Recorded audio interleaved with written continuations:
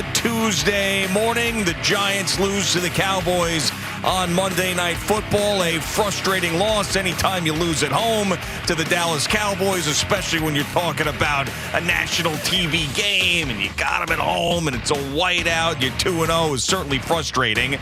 I don't think this is I can't believe the Giants are terrible again type of morning. I don't think that the Cowboys are ass kickers either. I think this was a tough football game to watch for a majority of it, and they got a little bit better in the fourth quarter. I still really like what Brian Daboll's doing. I think that Joe Shane's going to turn this roster over. We knew they weren't going to go undefeated, but they still have an opportunity, even dropping this game with a bad Bears team next week at home, to be 3-1. And Daniel Jones, my God, I haven't made excuses for him in years, but he had no shot last night. He was under pressure for almost 50% of his dropbacks.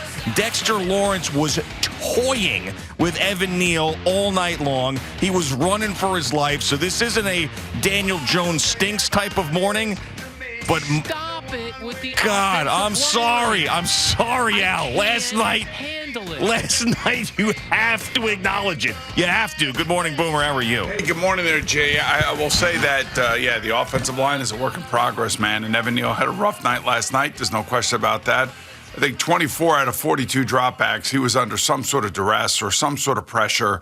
It had to get out of there. And again, still no answers regarding Daniel Jones. He took off, made a couple nice runs, made a couple nice throws. He's not even looking at Kenny Gallade at all. I mean, he's not.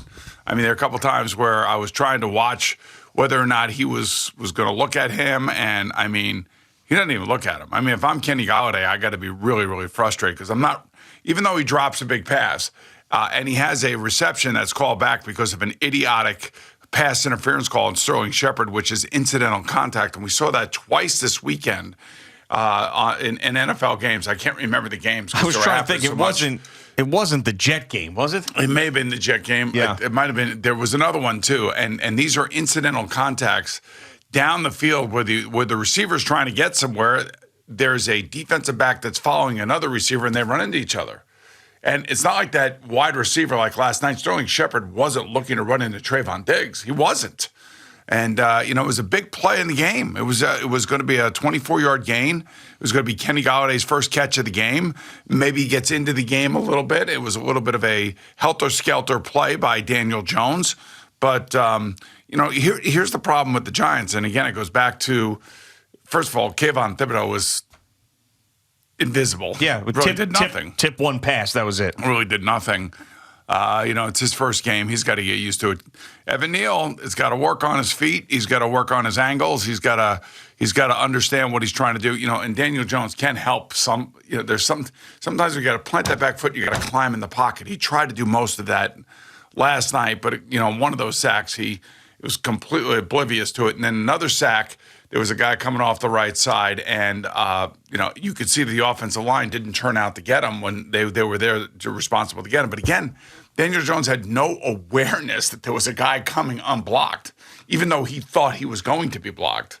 So it wasn't really his fault, but it kind of magnifies kind of a little bit of that lack of spatial awareness that you need to have when you're a quarterback and understand who's coming and who's not coming. But look, man, the Cowboys were beat up all over the place last night. They were missing 4 or 5 of their starters, and DeMarcus Ware didn't come back into the game anyway. And Micah Parsons didn't have a sack, but he was disruptive. There's no question about that. But you lost to a backup quarterback. Well, CeeDee Lamb dropped the pass early in the game that should have been a touchdown. But this backup quarterback is now 3-0. I mean, you got to give him a little credit for being able to win in the league. I am giving him a huge amount of credit, and I'm giving Mike McCarthy a huge amount of credit because this is where coaching comes in. This is where you find out whether or not your coach can win with a backup quarterback. And now he's 2-0 this year, and the kid has played really good. I mean, and I don't know if you saw this, my man Steve Young did a really good job in pregame last night talking about Cooper Rush and his release point and how quickly he gets rid of the ball as compared to Daniel Jones. It's like Cooper Rush has got the fastest release in football, and Daniel Jones has got the slowest. From snap to letting the ball go out of your hand. It's so important, and I always say this, that the quarterback can help the offensive line. Now, I will also say that Daniel Jones, without throwing Shepard down, what are they going to do at wide receiver? I mean, David Sills falls down or trips and falls on the interception. Again, not Daniel Jones's fault, but it just – did you have any sort of confidence that they were going to come back and tie the game? No, of course not, especially where they got the football. There was no way they're going to drive all the way down at that point, and Daniel Jones is going to put together a drive to tie the game. No, and this morning is, for all those Daniel Jones defenders that are still out there, this morning isn't about Daniel Jones losing the game. And I know there was a couple beat writers, including Art Stapleton, was giving him credit last night, and there was pressure on him, and he played well, all of this stuff. But the fact remains that Daniel Jones, with what we've seen from him the 3 previous years and the first 3 games of this season, is probably not going to be the Giants quarterback past this year. They scored 16 points, man. I mean, he would have to put together a top 10 season in the NFL for the Giants to give him a contract next year. They didn't draft him. He hasn't shown enough. He hasn't stayed healthy. He's not progressing enough. Brian Daboll and Joe Schoen were essentially stuck with him for a couple of reasons. One, the owner wanted to give him a chance because he said in his own words, we've done everything to screw him up. And 2, they were in a massive cap situation, and they really couldn't do anything else, and they weren't going to draft a quarterback because they didn't like any of the quarterbacks in this draft. I would have loved to see with their 2 first-round picks if there were better quarterback prospects in this draft, what the Giants would have done. I believe they would have drafted one of them, but because this wasn't a huge quarterback draft, they did not, and they went with Kayvon Thibodeau and Evan Neal. But, and I'm not trying to crush Daniel Jones this morning, but he's not going to be the quarterback next year. And I don't know if Saquon Barkley, and he has a great touchdown run last night, I don't know if he's going to be here either. So what these guys are trying to do is rebuild and win at the same time, and they've done a nice job of that so far. But this team is going to look remarkably different next year. So that's why it's tough to evaluate a game like last night, because I don't think Kenny Gallade is someone that's in their future. I don't think Daniel Jones is in their future. I'm not sure if Saquon Barkley's in their future, and the 2 rookies they just drafted looked terrible last night. So I really don't know how to evaluate the Giants right now, because this team there's going to be a humongous roster turnover at the end of the season. It's kind of like what the Bears are going through right now. The Bears are going through that roster turnover. I think they changed over 30 different guys this offseason under their new coach and under their new GM. So the Giants are kind of going through that same thing. All I can tell you is that the Bears passing game is awful. It is about as bad as it gets. And Justin Fields looks all out of sorts. His confidence has got to be, in the toilet, and the Giants have a chance to go 3-1 after a quarter of the season. Yeah, which would be great. Be an unbelievable start for them. Yeah. But last night was disappointing because the amount of Cowboys that were missing from the game, and just simply because the Giants have no threat at wide receiver whatsoever now. It's in a league where wide receivers are at a premium, and every week they're making plays. Like CeeDee Lamb makes the play last night, makes an unbelievable catch. Even though he drops 2 easy ones, actually. He makes the catch to win the game. And I wonder if the Giants would have driven all the way down, would Brian Daboll gone for 2 again? Oh, I would hope so. I mean, we've seen it before, obviously, in week 1. And that's what I was hoping. I was hoping to get to that. I wanted to see whether or not he would do that. I don't know if he would have done it at home and against a backup quarterback, who played a solid football game. He didn't turn the ball over. Yeah, he gets rid of the ball, gets everybody in the right situation. There's a lot of what they call check with me's at the line of scrimmage, running the ball away from the way the defense is set up. He did a good job overall handling the blitz.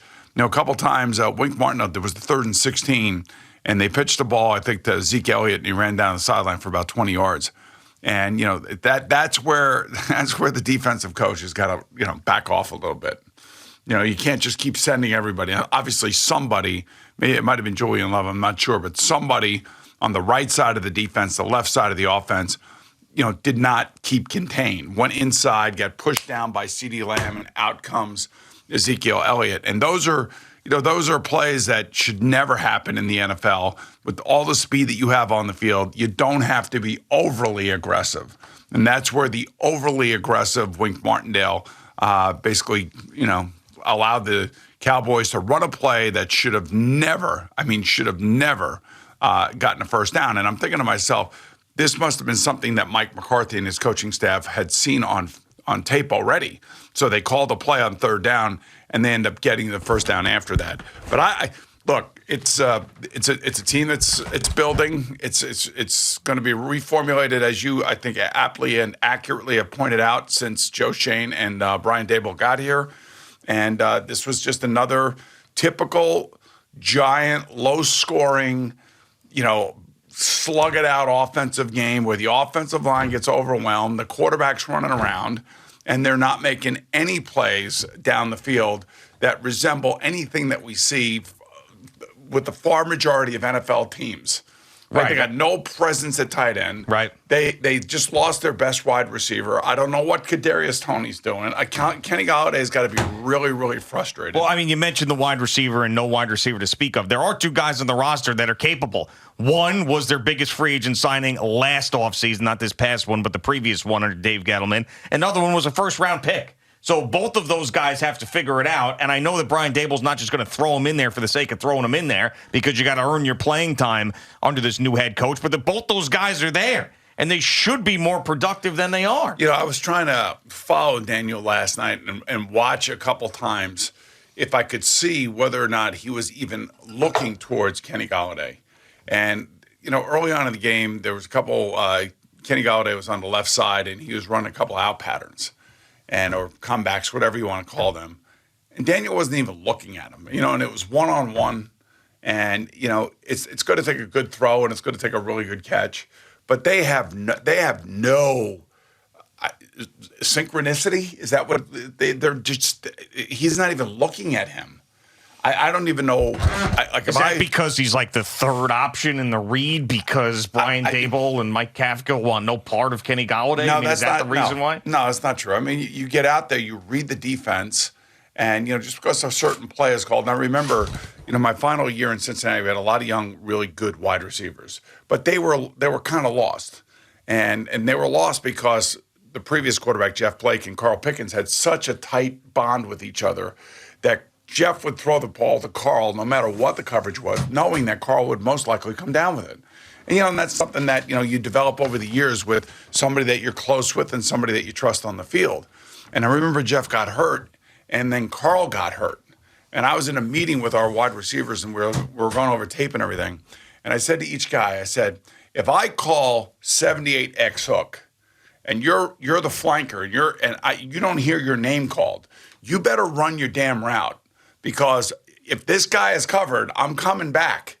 And I want everybody on here to recognize that you have got to be ready to roll no matter whether or not the play is called for you or not. And, the way we would call our plays in the West Coast offense is sometimes you would distinctly say a particular position player's either his name or his position, but the other four corresponding route runners would all have to run their routes depending on what he's doing. And everybody has to be in sync. Everybody has to be able to space the field.